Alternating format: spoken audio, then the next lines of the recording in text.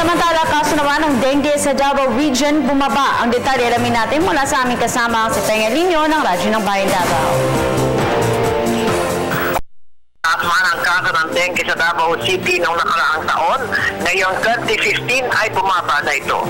Sinabi ni Department of Health of DOH on Regional Director Abdullah Dumama Jr. na bumaba ng 35% ang kaso ng dengue mula Enero hanggang Hunyo ng taong ito sa Region 11 kung ikukumpara noong 2014.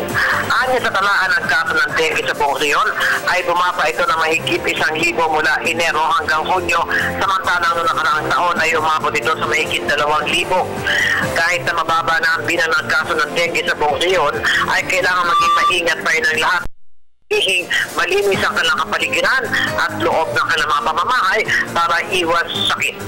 Panawagan naman ni Dumama sa publiko na patuloy nilang palakasin ang kanilang aksyon para mawala na ang dengue at kabilang na dito ang kampanya ng 4 o'clock habit araw-araw na huminto, tingnan at buksain ang mga posibleng spots na pinamumugaran na nakamamatay na lamok at gawing palagyan na pakikinig sa kanilang mga opisyal sa barangay para mabigyan sila ng giya kung paano masugpo ang killer dengue.